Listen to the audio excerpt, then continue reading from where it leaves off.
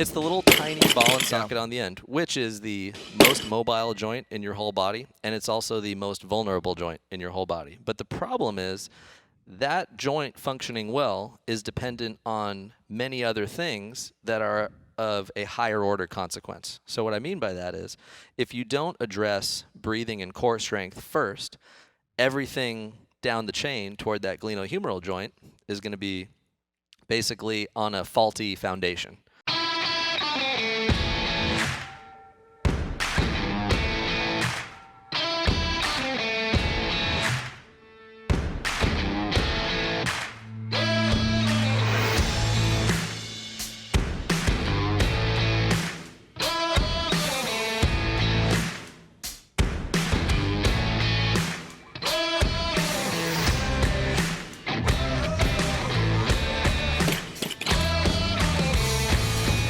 Welcome to Barbell Shrugged. I'm Mike Bledsoe here with Doug Larson.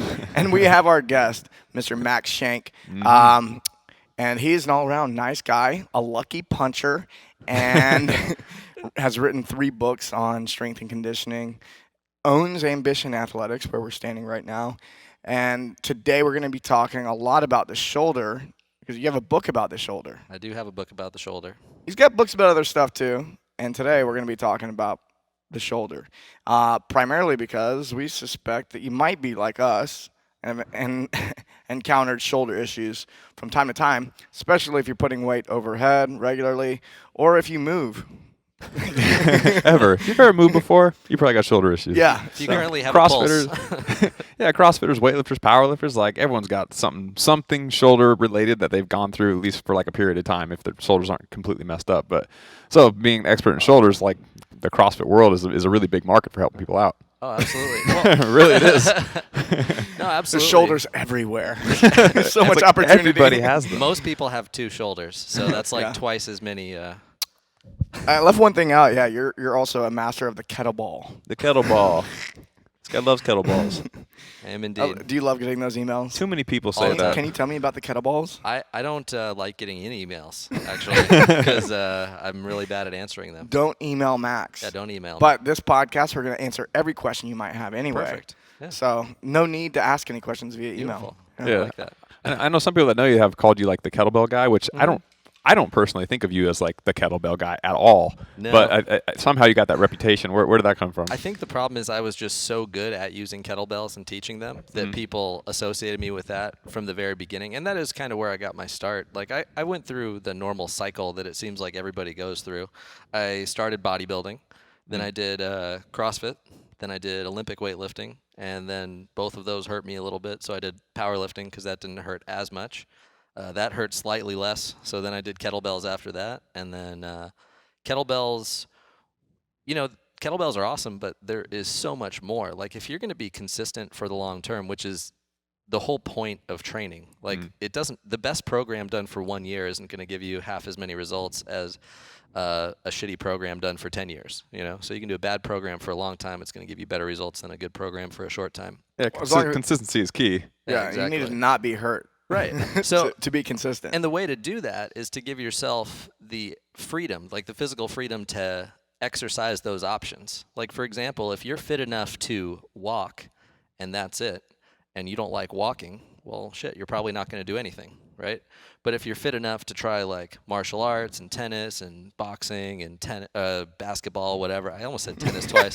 I like tennis. You had like 3 words in and back to tennis. I ran out. I ran out of sports. I've been trying to play tennis lately. I also like ping pong a lot. And now, before you say that that's not a sport, watch those guys, dude. That is serious hand-eye coordination, leg strength. I mean, There's you quite a bit of wouldn't think. athleticism happening there. Exactly. So the whole, as far as like being a kettlebell guy, I mean, I guess it's okay, but really, I try to think of myself as like the athleticism guy, where you take people from level 0 and you give them that option. You give them the freedom to be able to pursue as many different things as possible. Like, I think everyone should go through a period where they're focusing on kettlebell training. I think everyone should focus on a period where they are balls deep into barbell training. I think people should have like a body weight phase that they go into where they start to learn some like basic gymnastics movements. And the prelude to focusing on any one thing, I find for me, is injury. Totally. Well, You get hurt and you're like, Yeah. oh, I can only do these things. Well, and you know that's half of it too. Like when you get hurt, people deal with it different ways. So like if someone gets hurt, what they should do is adapt and Right. find a different path. What Yeah. some people do is they get discouraged and they do nothing, and that's the worst thing you can do because injuries, pain, whatever, they're all just temporary action signals in your brain. You know, just because you have a bad injury doesn't mean you'll feel any physical pain. Like I have a torn labrum in 3 places. It's pretty gnarly. But I actually don't experience any pain because my core is tight, I have mobile hips, and I'm good. So any pain that you feel right now is likely going to be a temporary thing. So you just got to work your way around it and get as mobile and strong as possible. Yeah, I always thought it was weird when people identified as like a kettlebell guy or like a barbell guy. Like it's a tool, and there's pros and cons to using any tool. Yeah. And as you just put it, like you need to be proficient at using kind of all the tools available or all the major tools available. But identifying it with like an ideology almost that where I'm a barbell guy and barbell solve all problems. It really is like it's very short-sighted thinking in my opinion. It's like you just don't get movement well enough to know that you can use all these other things. Well, it's ridiculous. I always say it's like if your carpenter says, I'm like a saw guy. You know, so if you need anything sawed, I'm going to saw that shit. But if you need anything hammered, I'm still sawing it. yeah, I got this saw here. I'm more of a screwdriver kind of guy. That's okay. Yeah. You know, I thought you were a little bit screwy. Some people like it mellow. Yeah. He's a power tool guy. You're a Yeah. screw guy. Yeah. Yeah, so you did the RKC thing for a while, didn't you? Doing certifications or seminars? Yeah, I'm still teaching RKCs. I really enjoy teaching people how to use kettlebells properly. It is a fantastic tool that offers some unique benefits. I love dumbbells and barbells and body weight training too, but you know, the nature of kettlebell training with like the swings and everything like that, teaching people to own that like hip hinge pattern, it can be extremely dangerous. So teaching people how to do that well, and then bottom-up presses are like basically magic as far as I'm concerned. So I have people do those all the time. And in fact, I've actually had people with shoulder problems pressing a weight, give them a kettlebell, turn it upside down, no more shoulder problems. Sometimes it's really that simple. Like you just have too much horsepower and not enough steering and handling. Yeah, you suggested those to me months ago, and I've been doing them a lot. Even like with flat and incline benching, like doing bottoms-up kettlebell, where the kettlebell's above your hand. That's what bottoms-up is, if you've never seen that before. And I do feel like my shoulders feel so much better. Like they're way more stable than they were. And I really noticed the asymmetry between my right and left side when I tried matching the same weight on each side. It's like it's like I could do like 4 reps with one kettlebell, and on the other side, like 10 pounds less, and I could do 0. I did, You know what I mean? I Or did that like with him I last kept dropping it. Yeah, we did it both last week. Yeah, and he like pulled out all these kettlebells, and I got the lightest one. I was like, ah. Yeah, I definitely noticed that my left I could do not nearly as many reps with my left as I did my right. Yeah. One Yeah, of the things, it's kind of like using the rings, but in a different way, where there's this unstable object in your hand. exactly. And you know, one of the things I always tell people to look for is like, what's your gap? So if you can press a 100-pound dumbbell, but the most you can bottom up press on a kettlebell is like 40 or 50 pounds, that's a really significant gap. And that's an indicator that you have tons of strength and horsepower and like almost no motor control whatsoever. So if you have a big gap, that puts you at a really high risk for a shoulder injury.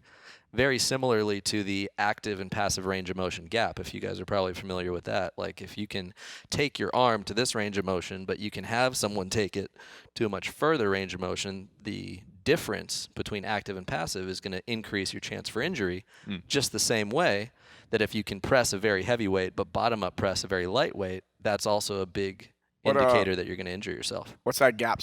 What do you think that? Say you have a 100-pound dumbbell press, but what should your bottom up press be? You know, to be considered safe. Within 10%. Within 10. Wow. Shit. Right? So 100-pound dumbbell, 90-pound or heavier kettlebell to match that 100-pound dumbbell. So like, for example, my best kettlebell press is 106, and my best bottom-up press is 97. So. All right. Well, I got some new tests to do on my shoulder. That would be a good test for everyone to do, actually. Yeah, I suspect. We'll do that after we do the show. Yeah. Yeah. So that's kind of one test of many you could do to assess the health of a shoulder. And you're in my opinion, you're shoulder expert. You know a lot about shoulders. I've had many conversations with you about shoulder health. I have a bum shoulder myself, and you've given me a lot of insight into kind of what could potentially be wrong with in my particular case. But if we zoom back out, like shoulders in general, like let's just like start from the beginning. Like let's Sure. talk shoulders. Like Yeah. from like the most important pieces down to the details. Like where do you start if you're assessing someone's shoulders? Oh man, well, shoulder assessment is really challenging, and there are so many moving parts, right? Like what aggravates me sometimes, and maybe that's the right word for it because it does. It makes me feel angry.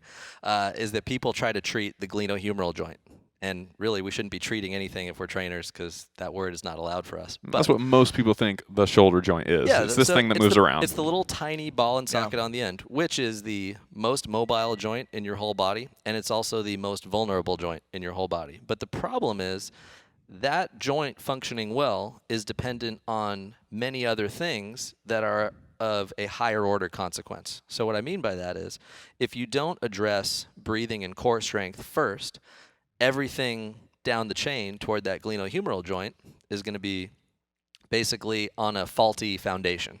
So if you think of the foundation coming from the inside out, you need, I like this term, I can't remember where I heard it, you need proximal stability in order to have distal mobility.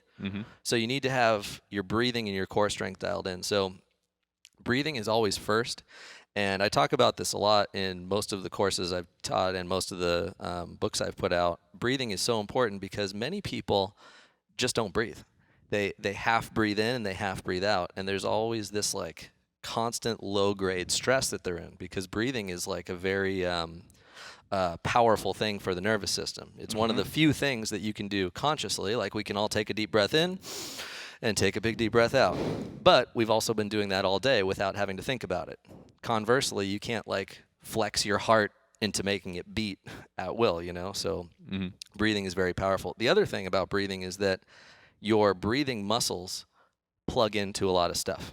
That's a very technical explanation of it. So your breathing muscles plug into a lot of stuff. And the amount of residual tension or tone on those muscles can pull joints out of their ideal position, which is called joint centration. So everything has to start with that breathing. So no matter how many friggin' side planks and scapular stuff you do, if your breathing is faulty and you have an imbalance in the tension of the muscles relative to what they normally should be, all they're going to do is constantly pull things out of their ideal alignment. So everything can be totally destroyed by a poor breathing pattern. So you have to start with breathing. Then, very similar on the same line of thinking is the core. And this is especially true with crossbody core activation and also the lateral chain. So apart from bottom-up presses, side planks are also magic. It seems like silly, but just being able to do a side plank with good belly breathing, tall posture, and neck rotations, and I'll get to neck stuff in a second, is absolute magic. I would suggest everybody at the very least just do some deep belly breathing while they're in a side plank with some neck rotations, and that is total money. So you're always starting with kind of the core center of the body, not like your core, like your abs, but like just like exactly. You're starting with with breath, with your core musculature. Even though I just said like not just abs, but kind of the entire torso, and then thoracic spine, neck, all these things that are on kind of the bulk of your body. They're supporting your arm, which is hanging on the bulk of your body. So you have to address the middle part first. Exactly. Like to put super simple. No, exactly. You got to address the middle first, and the thing to remember is proximal stability, distal mobility. And if you look at the shape of the joints, it kind of makes sense. Like ball and socket joints are designed to move a ton. You know, your hips and shoulders are designed to move a lot. Your elbows and knees are also designed to move a lot. Your hands, wrists are designed to move a lot. Your spine is designed to move, but not a ton. Like it could almost just be a post. You know what I mean? But obviously it is supposed to move as well. So you go from the breathing and the core strength, and then the next things that I have people look at are thoracic spine mobility and neck mobility. One of the principles I tell people is that if you have dysfunction in one area, you piss off the neighbors. Because let's say you have a tight thoracic spine, the neighbors are neck, shoulder, low back. So it's very common for someone to have a tight thoracic spine and back pain, or a tight thoracic spine and shoulder pain, or a tight thoracic spine and neck pain. Because if you have a stiffness in one area, it's kind of like I'm going to switch gears here for a second. It's kind of like high ankle sprains. So high ankle sprain is a new injury in response to people taping their ankles. So high ankle sprains don't happen unless you lock the ankle itself into place. So if you have an excess amount of force that your tissue can't tolerate and you've locked in your ankle, well, you're just going to sprain right above where you tape. Right. So like hockey. Something is going to move. Yeah, exactly. Right. So soccer players get very few high ankle sprains because their shoes are low profile. Football players, hockey players, basketball players are getting tons of high ankle sprains. And it's because you lock down one area, everything adjacent to that area is just going to try to be hypermobile, and that's how you get problems. So this leads us back into the glenohumeral joint, that little ball and socket on the end. It's already the most mobile joint and most vulnerable joint in the body. So if you have its neighbors stiff and dysfunctional, then it's going to try to be even more hyper extra mobile, and then you're going to cause way more problems because there isn't a lot of bony structure holding it in. It's all muscle and ligament. So you talked about breath, and then you started talking about the thoracic spine. You said you were going to touch on neck. How does the neck play into this? Yeah, so the neck is I actually wrote an article a long time ago called Check Your Neck Before You Wreck It. And the whole idea was that many people carry a lot of excess tension in their neck, and they actually use their neck as their core because your neck here is actually part of your anterior chain. And some of it's part of your lateral chain. You know, you have these different chains through your body. So if you have a lot of tension in your neck when you're doing every exercise, that's a pattern that you've now developed. So if every time you press a kettlebell, your upper traps and your neck are doing all the work, well, that's a learned behavior. And think about it. That's going to pull this joint out of its ideal position. So you got to make sure that you can release some of that tension, the excessive tension from your neck. So what I always tell people to do, doing a set of push-ups, do a neck rotation at the bottom, do a neck rotation at the top. Do 5 push-ups looking to the left, do 5 push-ups looking to the right. You know, when you're in the top of a pull-up position, this is a huge one actually. So if you can get in the top of a pull-up position and move your neck freely, that means you've really owned that top position of a pull-up. And for people who do a lot of kipping pull-ups, you don't really own that top position very well. And so you see some people who can't own that top position, their shoulders start to shrug up, they start to reach with their neck. So they've developed this pattern that is now a learned behavior, and it's completely gotten rid of their ability to separate or disassociate their neck from their shoulders. Well, this is interesting. I've had a neck strain recently where I notice that when I'm doing pull-ups, like if I get a little weak, I just shift my neck over to make it work. And it's like I figured out this little compensation, and then now I have to unlearn that. So I like that. I've been doing stuff to unlearn that and fix that and get everything else activating properly. But I like the idea of getting to the top and doing some head turns. Yeah, kind of basically disassociating that from that movement. Exactly. That segmental disassociation is kind of like a cornerstone of how I approach mobility training. So using pull-ups as the example, pull yourself halfway up, do a couple neck rotations. Pull yourself all the way up, do a couple neck rotations. Lower yourself all the way down, do a couple neck rotations. And you'll be amazed at your ability to disassociate, and you'll feel your lats a hell of a lot more, and you'll feel your shoulders a hell of a lot less, because I'm always surprised to find that many people feel like pull-ups are a shoulder exercise. Yeah. You know, but it's not supposed to be. And that was a problem I was having, is the lat wasn't turning on. Bingo. Yeah. Yeah. I kind of like the idea of having a set of criteria to decide whether you own a position or not. And so being able to move your neck is one piece of that that you just mentioned. And then do you also fall into the camp of, since you already mentioned breathing, like being able to properly breathe in a position? That's how you own a position. As soon as you said, how do you own a position, my first thought was, can you breathe there? So that is the number one thing. So to own a position, you have to be able to breathe there. And then next, you have to be able to move there. And then next, you have to be able to load it. So breathe, move, load. And that's how you own a position. So we have people loading up barbells and doing squats or whatever, benching or carrying things, and they're loading a bunch of weight on, and they haven't even thought about the breathing piece yet. Totally. Yeah, I mean, and why would you load a big barbell on your back if you can't go to the bottom of a squat and breathe? Yeah. Like it's a horrible idea, and it seems it tricks you, right? Because you want to load more weight, you want to get stronger and everything like that, but oftentimes if you just take a little bit of time on the front end and delay that gratification of lifting heavy weights a little bit, it gives you way bigger returns over the long term. It seems a lot of people are talking about breath right now, and that concept of being able to breathe in a position, and that's how you know you really own the position, is really becoming debatably mainstream, at least amongst the kind of the leaders in the field. To someone who's brand spanking new, that sounds very confusing that you wouldn't be breathing in any position. Like, I just did squats and I'm not dead, so I must have been breathing. Totally. So what do you mean being able to breathe? Like, what is the right way to be able to breathe at the bottom of a squat? How do you know you're doing it right? Well, the right way to breathe.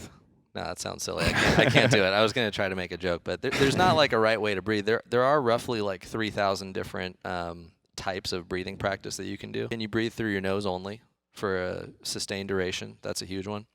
Mm-hmm. The other thing I look for is, can you take a full inhale and a full exhale? And that's something that most people don't do. Like I was saying before, they usually take a lot of half breaths throughout the day, and that contributes to a lot of stress. And in fact, a lot of therapists who deal with stress and anxiety and depression and things like that, one of the first things they'll do is breathing practice. So, you know, the whole, like, I'm not saying go breathe into a paper bag, but what I am saying is that breathing... That could be fun, too. Definitely. Well, if you put some paint in there first, I guess it's all right. You know, someone hold your chest. You know, when you're little kids, well, you'd pass out? No. No? Oh, We'll talk about this after. Okay. We're definitely doing that next. Yeah. So I don't advocate the passing out version of breathing practice. I didn't know you're breathing well. You go unconscious. Yeah. Easy. What I do suggest people do is take a full inhale and then try to control the exhale as long as possible. That's probably the number one thing I would have people do. Like I have people do many different types of breathing practice, but the primary one that I do is a full inhale pretty much as quickly as possible through the nose, and then a slow exhale, basically as slow as possible. And the reason that's so important is if you can get at least a 2-to-1 ratio of exhale to inhale, it can downregulate your parasympathetic nervous system, which will get you out of that like stiffness, like fight or flight mode. Mm-hmm. Yeah. Okay, so we talked about breath, we talked about core stability, we talked about thoracic mobility, we talked about kind of neck mobility, and now I'm assuming that we're on to scapular stability. Exactly. So Right. the scapula. Let's take a break real quick. We'll come back to that. Yeah. Cool. All right, welcome back to Technique Wad. All right, welcome back to Technique Wad. I'm Mike McGoldrick with the Barbell Shrugged podcast. What are we talking about? Today we're going to talk about thoracic spine mobilizations, or T-spine mobilizations.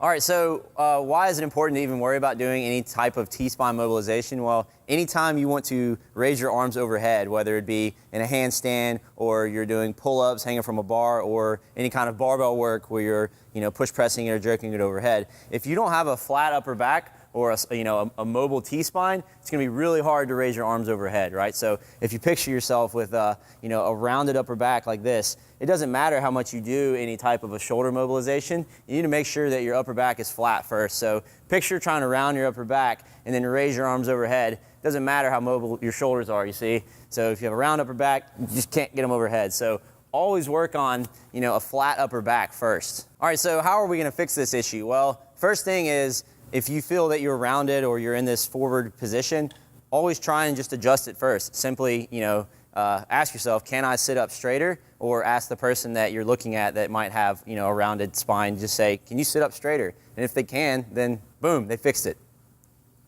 Okay, next, let's say that now that you've asked them to try and sit, straighten their posture up a little bit and they still have some rounded issues, or if it's they're just kind of really tight, maybe short here in the front, here are a couple of quick mobilizations that we'll go over that you can do yourself.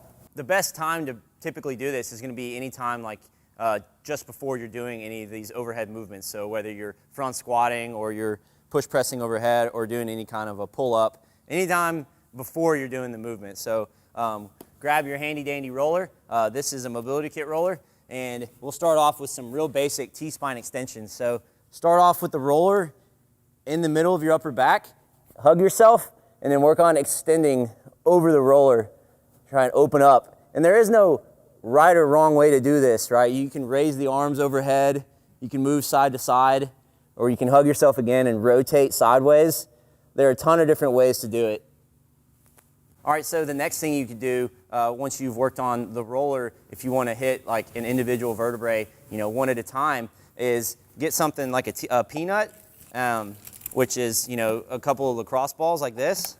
And then this is a little bit more direct. It's going to hit one individual at a time. So, you would set it up here, start again, just like the roller in the middle, upper back, and you hug yourself and then do the same kind of extensions over it. Again, not just one way to do it. You can raise the arms overhead. You can just sit down on one spot, or you can kind of roll up and down a little bit. It's going to be much more direct, as the surface area of these is a lot smaller than a roller. A roller is getting like, 2 or 3 at a time. It's a little bit more global. This is way more direct. All right, this next one's a little more complex to set up, and it's typically going to help you when you're putting yourself in a front rack position or just before you go overhead. So it's more of a T-spine extension, shoulder flexion, kind of a bias, and external rotation as well. So get a band, and you can wrap it up 2 or 3 times. Just depends on the thickness of the band. Put it around your elbows, and then you'll grab a PVC pipe.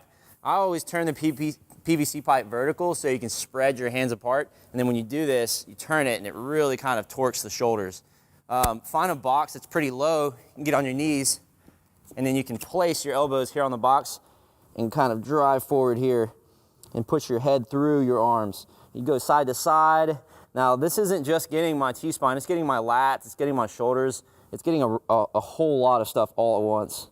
Just kind of move around and find where those tight areas are. Spin a couple of minutes there. If you feel your hands start to slide together again, just widen the PVC or turn it back vertical and then push the torque back into it. All right, so give that a few minutes and then retest your front rack and see if that helps as well. All right, these next two are a little more dynamic in nature. You can do these before or after. I typically like doing them before. They just help me really open up my shoulders and make sure everything's nice and wide, especially if I'm gonna snatch where I need to really kind of open up my arms. So start on your hands and knees and locking this elbow. Let's say I'll start with locking my left elbow, take my right hand, and I'm gonna try and reach down, whereas if I'm trying to push my shoulder and rotate, try and picture rotating your upper back, keeping your hips square, trying to reach the hand all the way through, and then open all the way back up. And you repeat this, 8 to 10 times a side. You can switch arms. Same thing, I'm locking the elbow, I'm trying to push this shoulder up through the ceiling while reaching this other arm through, rotating at the upper back, keeping the hips square. And the next one here, you're gonna lie on your back. All right, so bend the knees, turn to one side, arms down at one side, so my left arm down here. With my right hand, I'm gonna try and trace the floor all the way over my head and then back across to the other side. Now, one thing to remember here is you're gonna try and keep this leg down. It's natural to wanna kind of open up, especially if you're pretty tight. So you could always have someone come over, or you could put maybe a plate on your side to hold it down. But just, try and remember to kind of squeeze and keep that down. Again, trace, keep that arm straight, really open up. And then this last one's real simple. Something I do almost every day. I spend 2 or 3 minutes a day doing it, kind of break it up throughout the day periodically. It's just dead hanging from a bar. Kind of helps put you in that position, inactive, to where everything just kind of lines up. So it's as simple as, getting on a pull-up bar and then just hanging, and work on really letting the shoulders relax and kind of sinking into that in the bottom. Right? It's gonna help pull you into that straight position. You can even add some side to side into it just to kind of get a little extra pull in there. All right, and here are 3 more of my favorites that I like to do. All right, here are 3 more of my favorites that I like to do in case I have a buddy around. I typically do these before training as well. So have someone hop up to a bar, and you can come behind them, place your hands on their upper back, and then slowly walk forward. They're gonna be relaxing and hanging inactive, so they're not tense, they're not fighting back, and they're gonna talk to me and say, is that fine, is that good? Yeah. Go a little further. All right, so walk up just a little bit of pressure, and then when they're done, ease off really slowly. So if you could see the position he's in he's in that really extended position. So what that might mock is maybe getting ready for a kipping pull-up or in the bottom of a muscle-up. It's going to really help open you up, more of a real global stretch. Sit, stand. Stand, sit. Sit, step straight. Straight, sit, now, down, downtown. Okay, this next one is another partner stretch. Have a buddy get down on the ground, sit on his butt, and feet forward, arms overhead, and you can come up behind and you take your arms, trying to push your knees into the middle, his mid-upper back. Arms come down, and you push them right in between where your knees were attaching to his upper back. So if you can look here where my hands are, I'm kind of grabbing my knees, and I'm using my arms to kind of squeeze his arms in and make sure that he's nice and locked out. If you can pretend that he's in a good overhead position, externally rotating, and then you can slowly start pushing your knees into his mid-upper back, mocking that same extended position that we were just on in the bar when he's overhead. And then again, he kind of talks to me, hey, how's that feel? Harder. Good, that's good. And then when he's done, slowly ease off. Be careful on this one. Nice and easy, come out of it. Cool, how's that feel, Mike? It looks better. All right, this last one's a little complex, so you'll have your buddy pop down into a squat, and then he's gonna grab with his left hand, he's gonna grab the opposite ankle, and with that loose arm, reach up high and overhead, and then you can come over and just kind of help push him into some more rotation. So this is more of a T-spine upper back rotation rather than extension, but it's probably gonna get a little bit of everything. And again, talk to him and ask him how it feels. Not too good. Good, not too good as in good or bad? Hurts so good. Hurts so good. That's a good sign. Slowly ease him out of it. Switch arms. Remember, you're trying to torque at the spine, right? You're trying to torque his upper back rather than at the shoulder. So I could come over and just pull on his shoulder, and it's not really doing much to his upper back. So make sure you get him in a good position to rotate here. Very nice. All right, guys, so to summarize, any of these mobilizations that I showed you, they're okay to do before and after training, but typically you're gonna do them anytime you do any type of overhead work. So always before you do any kind of overhead work, whether it be holding a barbell on a front rack, pressing it overhead, hanging from a bar, or handstand push-ups. So always do them before if that's somewhere where you're really tight and restricted. For more videos, head over to techniquewad.com. Nope, what is it? barbellshrugged.com, and to have another look at the rollers I make and I sell, check out mobilitykits.com. I make these for when I travel to competitions. They're real handy, convenient. The cap pops off. You can put anything you want inside of it. It comes with a bunch of different items, so head over to mobilitykits.com to learn more about it. How was that? Was that just great? That was just fun. It felt good. It felt good. It just was moving, baby.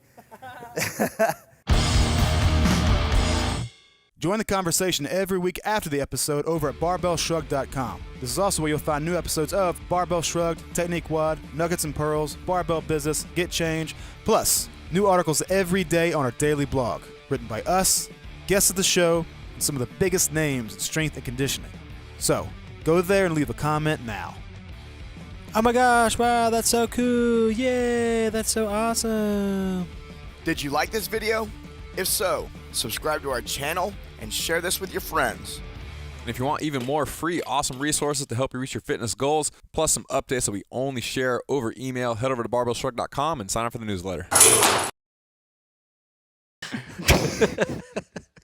And we're back talking about the shoulders with Max Shank, not butt plugs. Not butt plugs. Not on the show. We would never say that on the show. No. No. Not for That's the why we're not show. going to bring it up. No. This is a family show, from what I understand. Yeah. Yeah. Families of adults. A lot of people have tried to make it a family show that have no control over the show whatsoever. Interesting. Yeah, this is a family show. They demand the free show be what they want it to be. All right, so we were starting to dig into the scapula and scapular stability. Oh, yes, the scapula. Oh, okay. All right, what are your thoughts? Basically, the scapula needs to move in a big circle. It needs to go through a couple of basic range of motions: protraction, retraction, which is forward, backward. That's part of like a scapular push-up. Mm-hmm. Needs to go up and down, which is elevation and depression, which is a very common move in gymnastics prep. They'll do a lot of shrugging up and overhead to get the scapula to rotate upwardly and elevate. And that's important for like handstands and actually for Olympic lifting as well. Like if you can't have that like good active shoulder, you're going to be on like a faulty foundation once again. I always think of the shoulder blade as like, so since the shoulder blade is where the glenohumeral joint plugs in, you need that shoulder blade to provide bony support. So that's where you're going to have the strongest structure. Like a bone is obviously much stronger than a muscle because it's rock solid, right? So if you want to push forward, you need to have that scapula point almost like a spotlight in the direction that you want to push. So for example, if I'm out here, the best way for me to push forward is not going to be back here because now I have no bony support. So I need to be strong right here. So that's why it's so important that when you do push-ups, you finish in scapular protraction. And when people don't, all they do is they mess up the rotator cuff because now that scapula is not providing bony support anymore. Your rotator cuff is. So your range of motion doesn't end with the elbow. Exactly. It should so end if with you're just doing, your shoulder. Exactly. So if you're just doing this right here and your elbows are moving, all you're doing is you're forcing your rotator cuffs to provide all of the support instead of letting those shoulder blades move naturally with it. What about for bench press where, you know, for me, I've always been taught pin those shoulder blades down and back. Totally. So for a bigger bench. And then it all comes from... With a bench behind you, that's a perfect strategy. With no bench, it's a horrible strategy because now the bench is providing you that support. And actually what you'll find is people who do a lot of benching have zero scapular control other than this.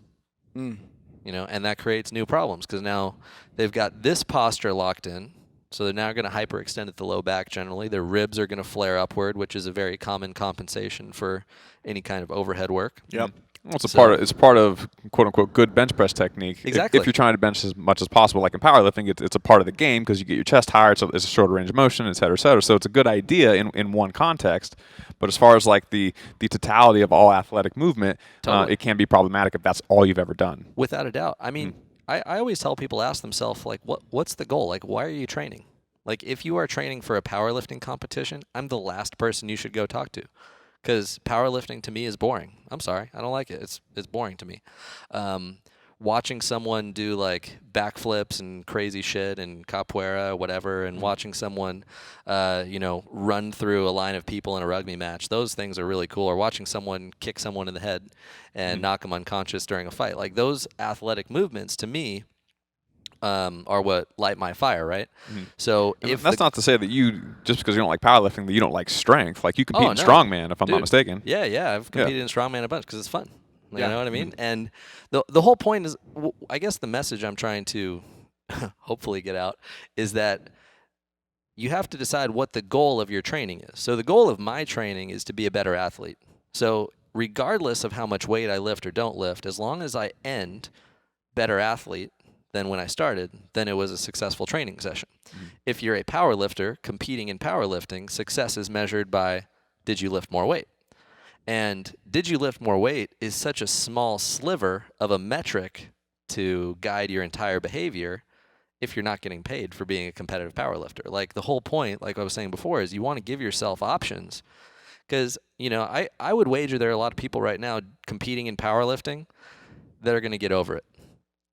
And if they have a powerlifter's body when they're over it, there aren't going to be a ton of options available to them. So I would encourage people to always prioritize athleticism over everything else because you want to be lifting and training and doing stuff your whole life. You need to have options. And the way you have options is you have greater movement capacity. Is that not a part of pretty much any sport that you compete in for a long period of time? Like after you're done, there's likely a process of undoing the damage that you did to yourself in some capacity? Dude, I played soccer for 15 years at a high level. So I was completely torqued. I was right foot dominant. I played right defense a lot. Sometimes I would play right forward, but I would always play on the right side. So not only was I twisted this way, I was also twisted this way with my eyes. So if I'm standing on the right side of the field, I'm never looking right. Sidelines over there. There's nothing for me there. If I need to look at the field, I'm looking only to the left. Then, Fresh out of soccer, I'm like, okay, let's do fighting. Great, I'm looking left again.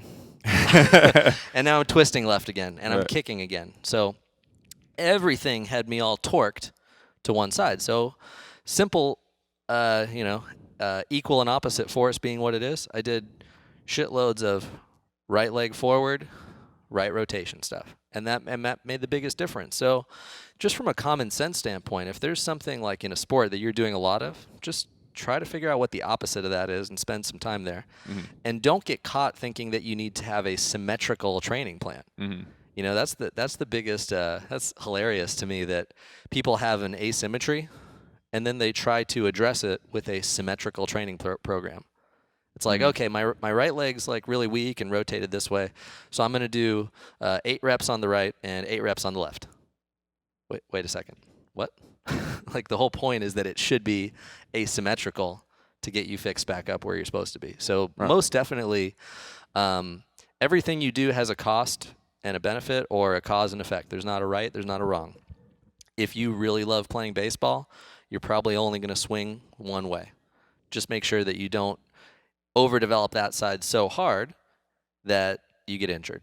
Right? It's going to cut you short on how long you can be in the sport. So keeping that movement alive with that antagonistic muscle group or with the opposite direction is going to just help you be there longer. Exactly. So it may not make you better today or even next month, but it'll definitely make you better in a year, 2, 3 years from now. Sure. Yeah. For sure. And then as far as, I mean, just on another topic, being able to twist for mobility and then eventually for power is something that I see a lot of lifters lacking big time, especially if you're doing tons of clean and jerks, tons of squats, tons of deadlifts. Very few people are getting that rotational work in. So I think that's maybe one of the biggest, maybe even the biggest takeaway for anyone who's doing a lot of lifting and not a lot of sport. You got to get that rotational work in. Start with just doing rotational mobility on the ground, work to doing like rotation and anti-rotation with the band, and then finish with doing like medicine ball work. I know I was missing that for a long time competing in weightlifting. I was always jerking with left foot forward. Yeah. So I was always, if you look at like my back development, it's like this trap is more developed than this one, and you can kind of see how everything just kind of crisscrosses. It's like, oh, you were always stepping out with this foot, and then you were fighting this direction, but I never had to go the opposite direction. Exactly. Or if I did, it just wasn't nearly as much or as often or as much weight or whatever. Right. And so, yeah, it's I ended up paying for it, We all down do. the road. Yeah. You always pay the piper. Yeah, CrossFit, weightlifting, powerlifting, they're very sagittal playing dominant sports. Totally. And rotation is just not – it's not seen as that beneficial because there's no, like, tangible, practical application for twisting or throwing or doing anything that's not straight forward and backward. Right. So I see why – I understand why people don't really prioritize it because it's not a part of the sport, but it's still a part of athleticism. If you're trying to be balanced as an athlete, then it's still a part of the game. Well, and interestingly enough, that's always someone's ability to prevent rotation and then to rotate is one of the first things I check on somebody if they've got some sort of physical dysfunction. And they're going to have to be able to do that if they do anything that's asymmetrical. Like walking.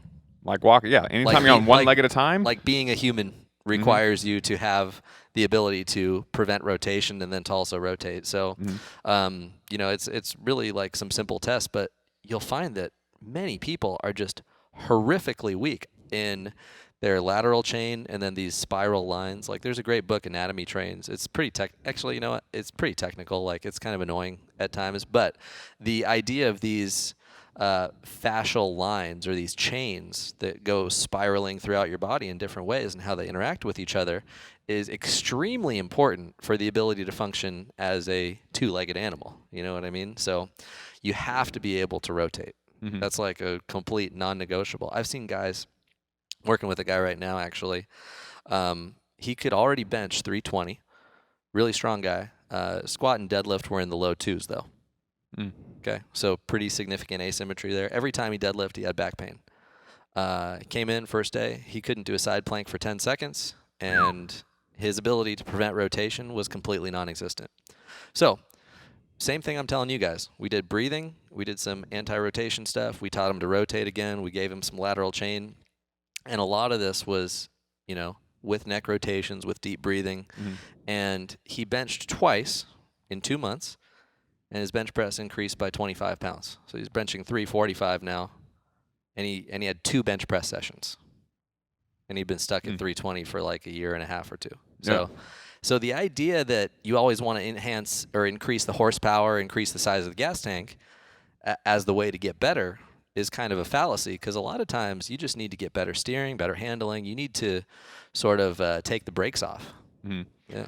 So we talked about kind of anti-movement, we talked about anti-rotation, anti-lateral flexion. That falls into the kind of the core stability model that we already touched on. We talked about breathing, we talked about core stability, anti-lateral flexion, anti-rotation are part of that core stability training. Exactly. That's the cornerstone of how your shoulder functions. Because think about it this way, just from a very common sense standpoint. If my oblique is not doing its job as an oblique, my lat might try to be an oblique. And your lat should not try to be an oblique, because now it can't be a lat.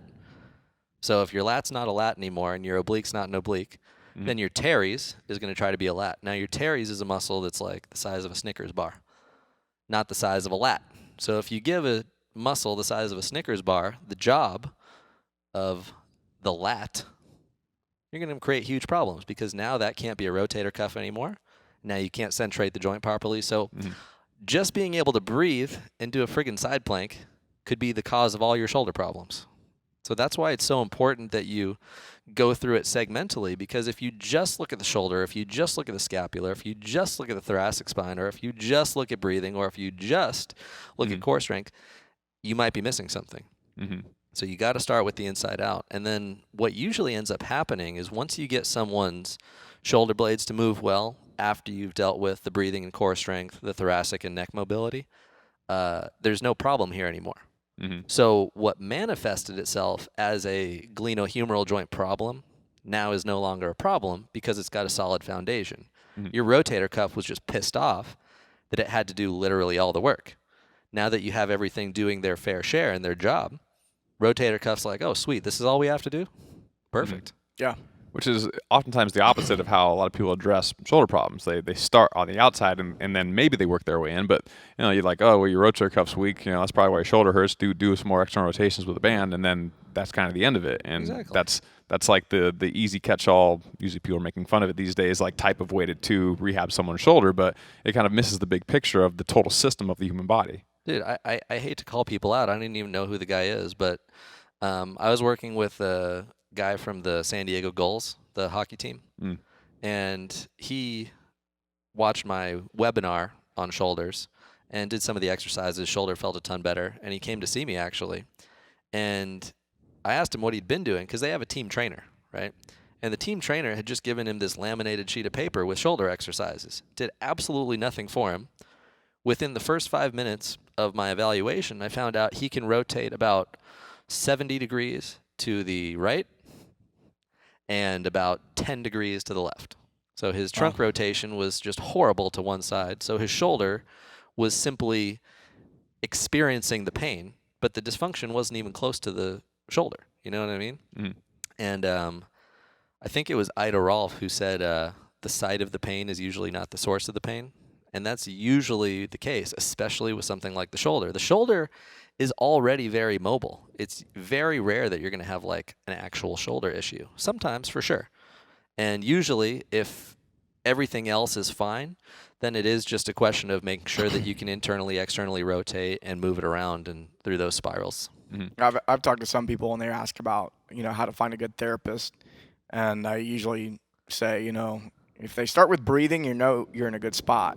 If they start with like exactly where the pain is at and they never leave that spot. If you go, oh, my shoulder hurts, and all you do is talk about and look at and move the shoulder throughout the entire session, you might want to find somebody else. But if you find someone who goes, oh, take a deep breath, and they look at you, then you might be in a better spot. Yeah. Well, I mean, and if you have to treat the whole body as one piece. Like we were talking before about how the mind and the body are the exact same, right? Yeah. The whole idea that we split them up into two things is ridiculous.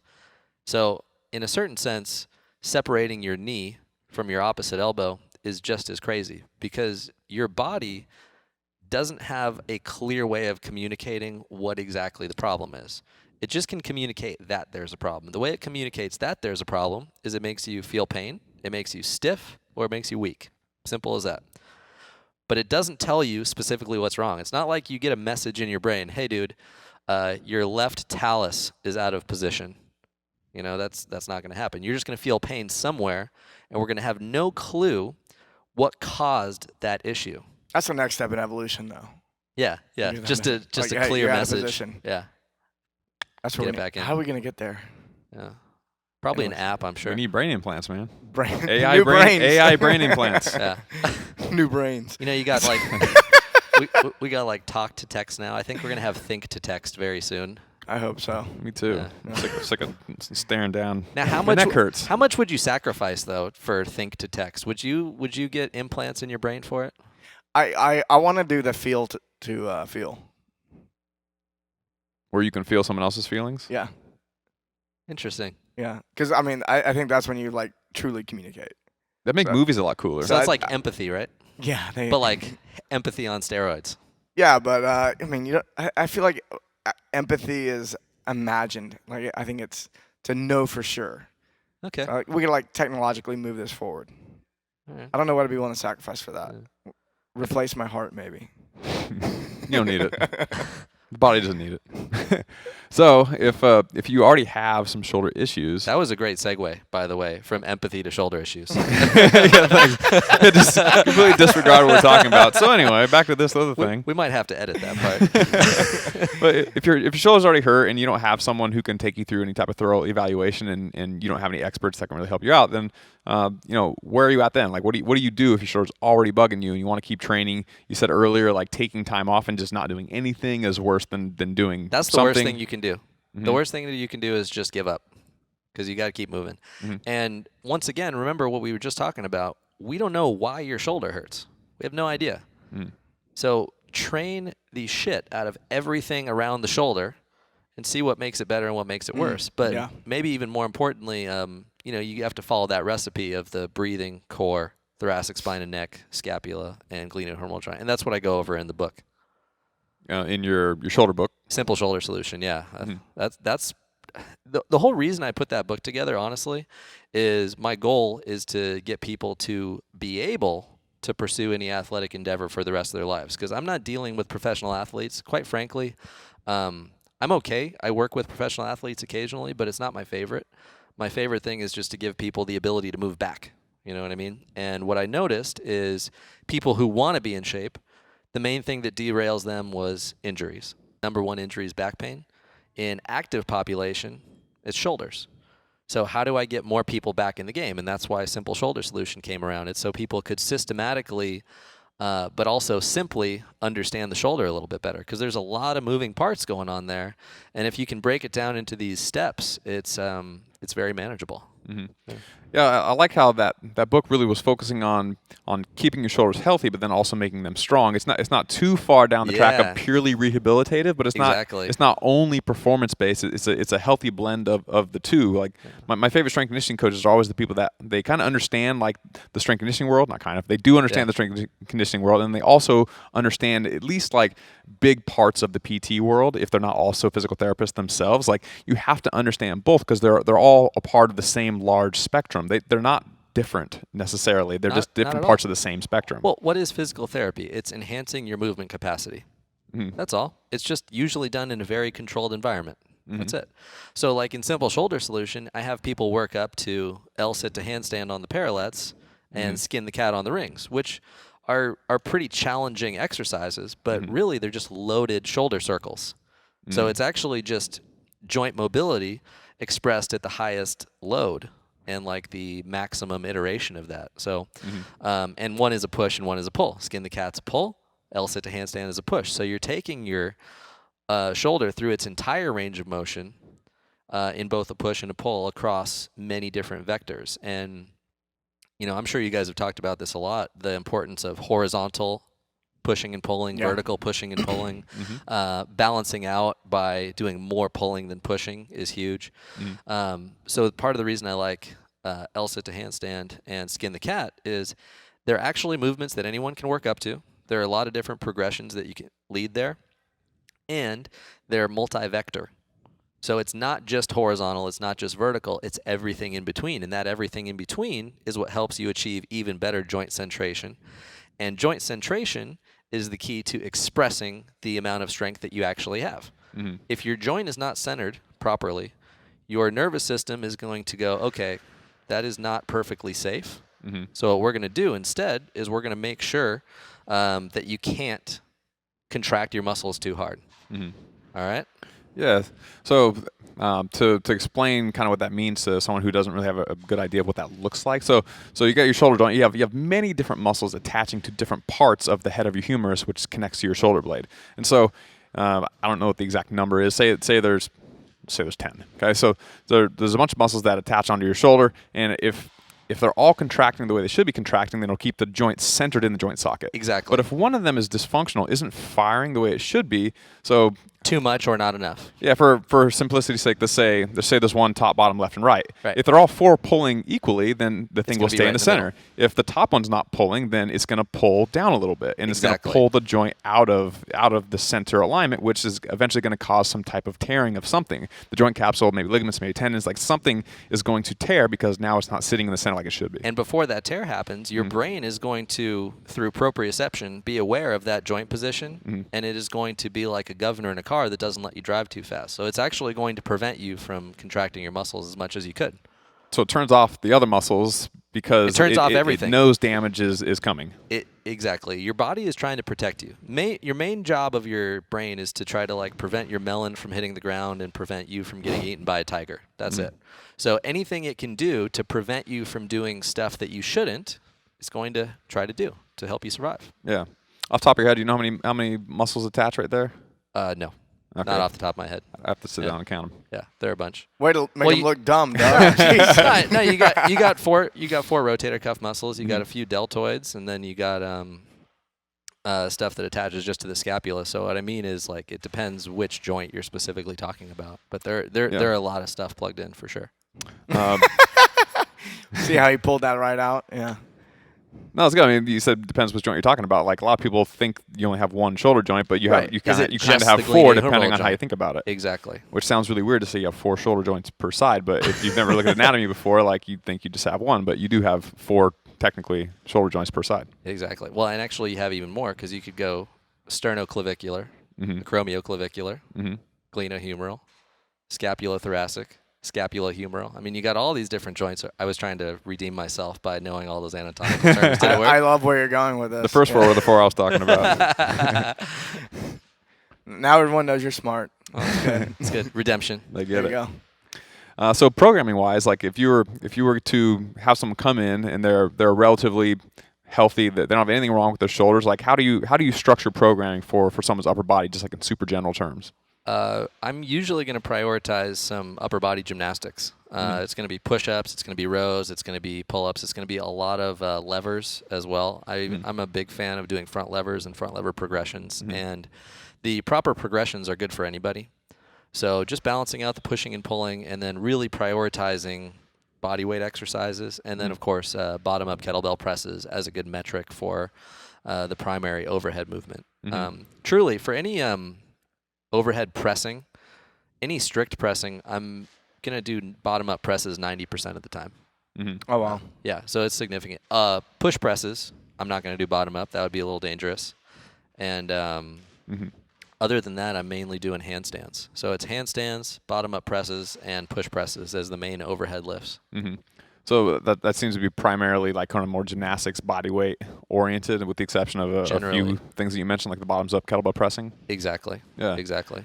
Yeah, I mean, I think that's a good idea. If you look at gymnasts as a sport, they tend to have like the strongest and simultaneously most mobile shoulders of any athlete. The body weight movements I think are kind of the healthiest version of upper body work you can do. Without a doubt. And, if we consider how important proprioception is, which is body awareness, proprioception is all of the body all of the time. So when you're doing exercises where you move your entire body at the same time, like a chin-up or a push-up or a handstand, it affects you completely differently than if you sit in a chair and you do a seated dumbbell press. Very different. So anytime you can get your entire body to work toward the same goal, which is called intermuscular coordination, that is always of a benefit. Yeah, I've noticed that with myself. Like even when I was back competing in weightlifting, I still used to do, since I did gymnastics when I was super young, I've always done handstands and handstand push-ups and things like that. My shoulders always felt better if I was doing handstand push-ups versus a lot of overhead pressing with a barbell. It seems like it's kind of the same thing, but there's something about it, and I don't even know all the details about this, truth be told, but it felt better on my shoulders. It's probably because you were tightening up your core more.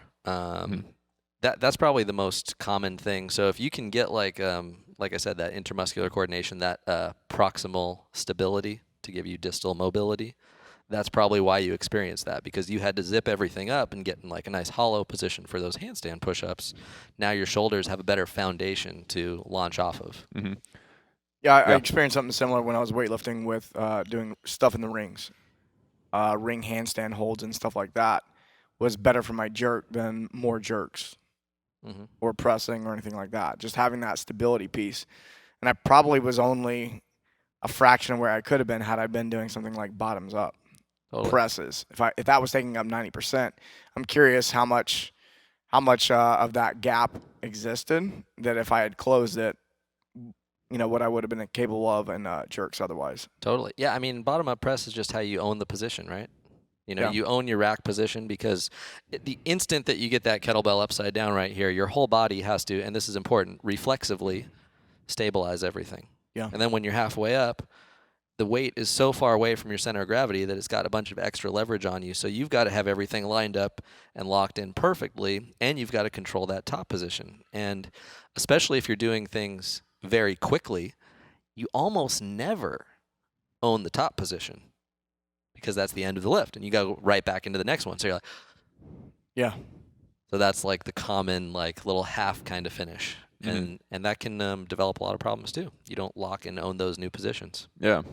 I feel like they probably do in weightlifting a little bit, because they have to stick. They got to get white lights and whatnot. But weightlifting, in CrossFit, sure. if you're just flying through reps as fast as possible, maybe not so much. Yeah, and bodybuilding too. If you're never owning the top position, that's the whole point. Is like whatever the sport is, you just got to own that top position. So I mean, that's why like bottom up carry, overhead carry, all these different things where you have to reflexively stabilize are huge. And that's how you lay strength on top of that good foundation. Once you've done the breathing, once you've done the core, thoracic, neck, scapula, and glenohumeral. Excellent. Cool. I think it's a good place to zip it up. Yeah, absolutely. We talked about a lot that was in your book today, just out of just normal conversation, since we were talking about shoulders. But can you give us a brief run through of kind of how your book is laid out and what's in it? Yeah, I mean, we basically did just go through the whole thing, but basically it goes through like a couple of self-evaluations you can do. It goes through all the different exercises for breathing, all the different exercises for core strength, the testing and retesting in between each thing, so you can figure out what the biggest money movements are for you. And then it goes through every segment individually, wraps it all together into a way that you can structure like a warm-up or a workout, and then ultimately lays a solid foundation of strength on top of it with various movements, not limited to like a supinated grip barbell press all the way up to like the skin the cat and the L-sit to handstand. So it's pretty bitchin'. I'm really proud of it. Cool. So we talked about a lot of the concepts on the show, but as far as like practical examples and which movements to do when and whatnot, all the photos and links are contained within the book. Yeah. So actually, the cool thing about the book is, and I do this with all my books, because in our field, it's very difficult to drive the point home well in just written word. So I actually have like a full video library that you get with the book as well. So you get a bunch of videos and you get the book. Excellent. Yeah. Very cool. And if people want to watch you work out on Instagram, where do they do that? Well, my name is Max Shank, and basically all my social media is Max Shank, because I'm the only Max Shank. There you got The only one. The only one. That's right. Awesome. Thanks for joining us. Hey, thanks, guys. Appreciate Thanks, it. Let's do it again. You bet.